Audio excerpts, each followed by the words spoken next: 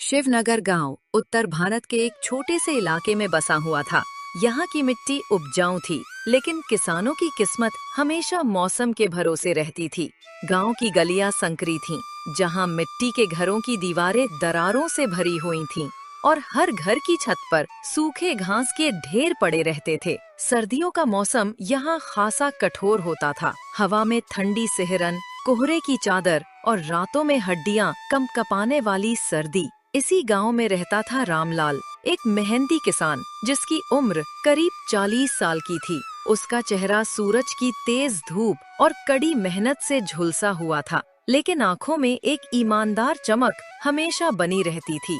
रामलाल की पत्नी सुनीता थी, जो घर संभालती थी और 2 बच्चों की माँ थी। उनका बड़ा बेटा गोविंद 12 साल का स्कूल जाता था और घर के कामों में हाथ बटाता था। छोटी बेटी राधा 10 साल की खेल कूद में मगन रहती थी, लेकिन ठंड के दिनों में अक्सर बीमार पड़ जाती थी। परिवार की जिंदगी साधारण थी, खेती से मिलने वाली फसल पर निर्भर, लेकिन पिछले कुछ सालों से सूखे और बाढ़ ने उनकी कमर तोड़ दी थी।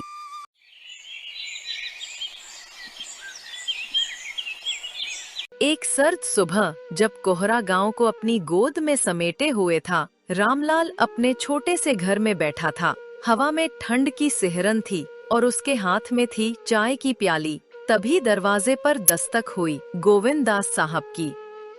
अरे रामलाल, सुनो, मैं आया हूँ अपने पैसे लेने। गोविंद दास ने कड़क आवाज में कहा। उनकी आवाज में वो अधिकार था जो अमीरों की होती है। रामलाल रसोई में गया और सुनीता से बोला, सुनो, साहब आए हैं। जो पैसे जमा किए थे वो लाओ, देना पड़ेगा। सुनीता रसोई में काम कर रही थी। उसने सिर उठाकर देखा। उसके चेहरे पर चिंता की लकीरें थीं। थोड़े से ही तो पैसे हैं रामलाल, अगर ये भी दे दिए तो कंबल कहाँ से लाएंगे? माघ की सर्दी शुरू हो गई है, खेतों में रात कैसे कटेगी बिना कंबल के? गोविंद और राधा को भी ठंड लग रही है। तुम साहब से कह दो, फसल कटने पर बाकी पैसे दे देंगे। रामलाल बाहर चला गया, लेकिन उसका मन बेचैन था। वो सोचने लगा, सर्दी सिर पर है, बिना कंबल के रातें नहीं कटेंगी, लेकिन साहब बिना पैसे लिए तो जाएंगे नहीं। अगर नाराज हो गए तो और ब्याज लगा देंगे। वो वापस अंदर आया और बोला, सुनीता, पैसे लाओ, दे देते हैं। साहब मानेंगे नहीं, किसी तरह पीछा छुड़ाएं, फिर कंबल का जुगाड़ करेंगे। जुगाड़? कौन सा जुगाड़? बताओ तो जरा। दूसरा इंतजाम क्या है? साहब का कर्ज तो कभी खत्म होता ही नहीं, हर महीने आ जाते हैं और ब्याज बढ़ाते जाते हैं। मैं कहती हूँ, तुम ये खेती छोड़ क्यों नहीं देते? दिन रात मर मर के काम करो, फसल हो तो सारा कर्ज में चला जाए। ऐसी खेती से क्या फायदा? मजदूरी कर लो, कम से कम शाम को 2 रोटी तो मिलेगी बिना चिंता के। मैं पैसे नहीं दूंगी। रामलाल का दिल बैठ गया। वो जानता था कि सुनीता की बात में दम है। पिछले साल भी फसल अच्छी हुई थी, लेकिन सारा पैसा कर्ज में चला गया। गोविंद और राधा को नए कपड़े तक नहीं दिला पाए थे, लेकिन क्या करता? गांव में मजदूरी भी कम थी और खेती ही उनका पुश्तैनी काम था। तभी बाहर से गोविंद दास की आवाज गूंजी, अरे रामलाल, जल्दी कर, मेरे पास इतना वक्त नहीं है। कर्ज चुकाएगा कि नहीं, या फिर मैं गांव के सरपंच से कहूं कि तेरा खेत गिरवी रखा जाए। देखा, साहब मानेंगे नहीं। लाओ पैसे, कंबल का कोई और इंतजाम कर लेंगे, शायद पड़ोसी से उधार ले ले। सुनीता ने गहरी सांस ली। उसके मन में गुस्सा था, लेकिन परिवार की चिंता ज्यादा थी। हाँ ठीक है, उसने नाराजगी भरे स्वर में कहा और एक पुराने संदूक से पैसे निकालकर रामलाल को थमा दिए। ये पैसे जो उन्होंने कंबल के लिए बचाए थे, राधा की दवा के पैसे काटकर, गोविंद की किताबें ना खरीद कर। न जाने ये साहब से कब पीछा छूटेगा। तुम अपनी खेती छोड़ दो, मजदूरी में कम से कम 2 रोटी तो मिलेगी। इस कर्ज की गुलामी से तो मुक्ति मिले। अच्छी खेती है, मेहनत करके लाओ, वो भी सब कर्ज में झोंक दो। रामलाल ने पैसे लिए और बाहर चला गया। साहब जी, ये लीजिए, अभी मेरे पास बस इतने ही है। गोविंद दास ने पैसे गिने और भौहें चढ़ाईं। ये क्या रामलाल, ये तो आधे भी नहीं है, मुझे पूरे पैसे चाहिए। क्या सोचा है मैं मुफ्त में कर्ज देता हूँ? साहब जी, फसल कटने के बाद बाकी दे दूंगा, अभी मेरे पास यही है। रामलाल ने गिड़गिड़ाते हुए कहा। उसकी आवाज में विनती थी, लेकिन गोविंददास का दिल पत्थर का था। ठीक है, फसल कटने के बाद आऊंगा और तब मुझे पूरे पैसे चाहिए, वरना तेरा भला नहीं होगा, समझा? इतना कहकर गोविंददास वहां से चले गए। रामलाल ने गहरी सांस ली और बुदबुदाया। कम से कम अभी तो पीछा छूटा, लेकिन अब कंबल का क्या होगा? ठंड बढ़ती जा रही है। रामलाल का परिवार गरीब था, खेती ही उनका एकमात्र सहारा थी। उसने खेती के लिए गोविंददास से कर्ज लिया था, लेकिन साहब ने इतना भारी ब्याज लगाया कि कर्ज की रकम 4 गुना हो गई थी। इसे चुकाने में रामलाल की कमर टूट रही थी। गांव में और भी कई किसान गोविंददास के कर्ज के जाल में फंसे थे, लेकिन कोई आवाज नहीं उठाता था। सरपंच भी साहब से डरता था। रामलाल ने सोचा, कभी तो ये कर्ज खत्म होगा, लेकिन ठंड के इस मौसम में परिवार को कैसे बचाऊं? जैसे जैसे दिन गुजरते गए, शिवनगर में ठंड का कहर बढ़ता जा रहा था। माघ की सर्दी ने गांव को अपनी चपेट में ले लिया था। सुबह सुबह कोहरा इतना घना होता कि सूरज की पहली किरण भी मुश्किल से दिखती। लोग घरों में दुबके रहते और खेतों में काम करना दूभर हो गया था। रामलाल रोज सुबह उठकर खेत जाता, लेकिन ठंड से उसके हाथ सुन हो जाते। गोविंद और राधा को स्कूल भेजना भी मुश्किल हो रहा था। राधा कहती, माँ, ठंड लगती है, स्कूल मत भेजो आज। ठीक है बेटी, आज तुम घर पर ही रहो। वैसे भी आज बहुत ठंड पड़ रही है।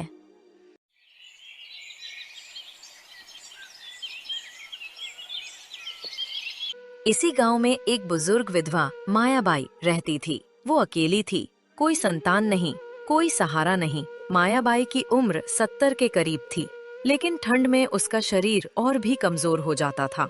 उसके पति की मौत कई साल पहले हो गई थी और बेटा शहर चला गया था, कभी लौटा ही नहीं। मायाबाई गांव में घूम घूम कर लकड़ी और गोबर इकट्ठा करती और उससे उपले बनाकर बेचती थी। उसी से उसका गुजारा चलता था। उसके घर के नाम पर एक छोटी सी झोपड़ी थी, जहां दीवारें मिट्टी की थी और छत पर घास पड़ी थी। झोपड़ी के अंदर एक पुरानी चारपाई, कुछ बर्तन और एक छोटा चूल्हा, बस यही उसकी दुनिया थी। एक दिन मायाबाई सुबह उठी। ठंड से उसके जोड़ दर्द कर रहे थे। हाय राम, आज तो ठंड हड्डियां जमा रही है। इतनी सर्दी में काम कैसे करूं?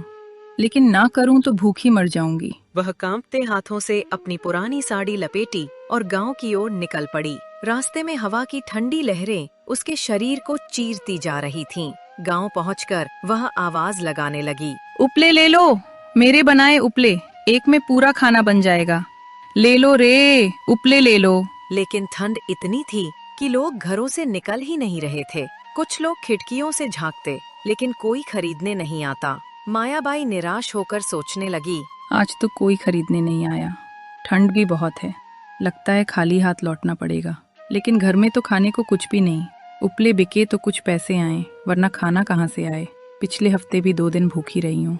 वह एक घर के बाहर रुकी और फिर आवाज लगाई, लेकिन कोई जवाब नहीं। तभी एक युवक ने पुकारा, अरे अम्मा, जरा रुक, मुझे भी कुछ उपले दे दे। हाँ बेटा, ले ले, बाहर बहुत ठंड है। जल्दी बता कितने चाहिए। अम्मा, पैसे तो अभी नहीं है, कल दे दूंगा, घर में छुट्टे नहीं है। बेटा, पैसों की जरूरत है, कुछ भी दे दे, भले ही थोड़ा सा आटा या चावल। ठीक है, मेरे पास ये थोड़ा सा गेहूं है, इसे रख लो। युवक ने कहा और गेहूं का छोटा सा थैला थमा दिया। चलो, आज इसी से काम चल जाएगा। मायाबाई ने गेहूं लिया और घर की ओर चल पड़ी। रास्ते में ठंडी हवाएं और तेज हो गईं। हाय राम, ये सर्दी तो जान ले लेगी। बस किसी तरह घर पहुंच जाऊं तो रजाई ओढ़कर चूल्हे के पास बैठूंगी।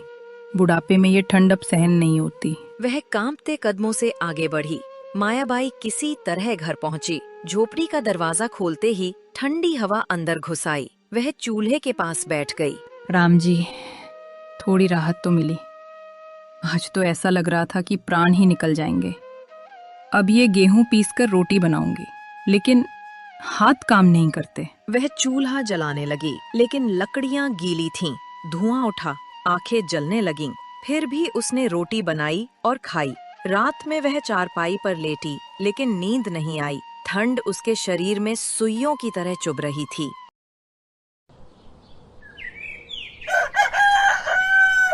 ठंड का प्रकोप दिन ब दिन बढ़ता जा रहा था। गांव वाले सर्दी से परेशान थे। रामलाल के घर में भी हाल बेहाल था। गोविंद और राधा ठंड से कांप रहे थे। सुनीता उन्हें पुरानी चादरों में लपेटती, लेकिन क्या फायदा। रामलाल खेतों में काम करता, लेकिन ठंड से उसका शरीर अकड़ जाता। एक शाम जब सूरज डूब रहा था, अचानक आकाश में बादल घिर आए, कड़कड़ाती बिजली चमकी और मूसलाधार बारिश शुरू हो गई। हाय राम, इतनी ठंड में ये बारिश! अगर ये बारिश यूं ही चलती रही तो मेरी फसल बर्बाद हो जाएगी। इतनी मेहनत से तैयार की थी, बीज बोए, पानी दिया, खाद डाली, अब सब पानी में डूब जाएगा। चिंता मत करो, पहली बारिश है, सुबह तक थम जाएगी। राम जी सब ठीक कर देंगे।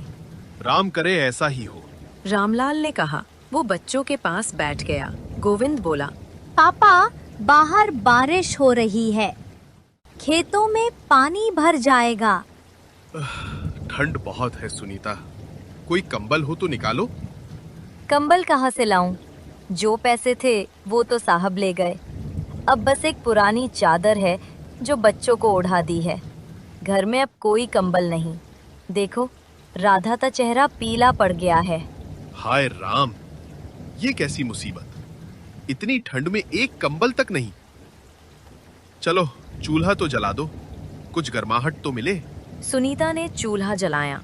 पूरा परिवार चूल्हे की गर्मी में बैठकर रात काटने की कोशिश करने लगा, लेकिन बारिश रुकने का नाम नहीं ले रही थी। छत से पानी टपक रहा था। रामलाल ने बाल्टी रख दी, पूरी रात जागकर काटी। बारिश ने ठंड को और बढ़ा दिया। तापमान गिरता गया। अगले दिन भी बारिश जारी रही। गांव की सड़कें कीचड़ से भर गई। लोग घरों में कैद हो गए।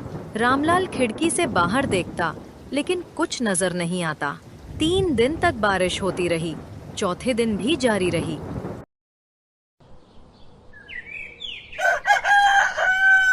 पांचवें दिन जब बारिश रुकी तो रामलाल खेत देखने गया। रास्ते में कीचड़ में पैर फिसलते खेत पहुंचा तो दिल बैठ गया। सारी फसल पानी में डूब चुकी थी। गेहूं के पौधे सड़ गए थे, सब्जियां बह गई थीं। हाय राम, ये क्या हो गया? सारी फसल बर्बाद। अब इस ठंड में हम क्या करेंगे? साहब परसों आएंगे कर्ज लेने। मेरे पास तो कंबल खरीदने के लिए भी पैसे नहीं। ये सर्दी की रातें कैसे कटेंगी? बच्चों को क्या खिलाऊंगा? वो रोते हुए घर लौटा। घर पहुंचकर सुनीता से बोला, सुनीता, चूल्हा जलाया है? ठंड के साथ हवा भी तेज है। हाँ, जलाया है। बच्चों का बुरा हाल है। राधा को बुखार हो गया है। गोविंद भी कांप रहा है। सब बर्बाद हो गया सुनीता। फसल का एक दाना नहीं बचा। हम तबाह हो गए। अब कर्ज कैसे चुकाऊंगा? मैंने कहा था साहब को पैसे मत दो।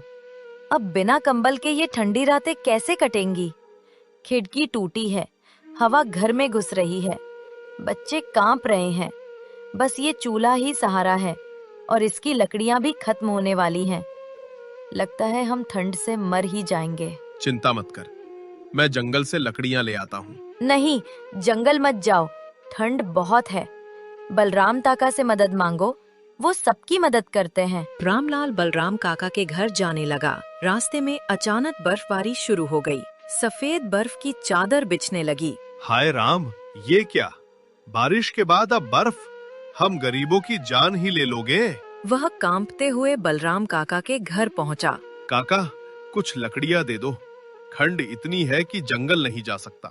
चूल्हा ठंडा होने वाला है। ठीक है रामलाल, मेरे पास कुछ लकड़ियां हैं, ले जा। लेकिन सुबह जंगल से ले आना, मेरे पास भी ज्यादा नहीं है।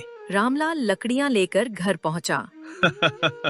सुनीता, ये लकड़ियां हैं, एक एक करके जलाना, रात कट जाएगी। उस रात परिवार ने चूल्हे की गर्मी से किसी तरह रात गुजारी। बर्फबारी जारी रही और घर की दीवारें ठंडी हो गईं।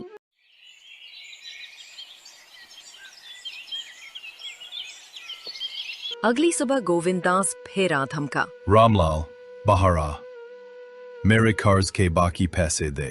ठंड बहुत है, ज्यादा देर नहीं रुकूंगा।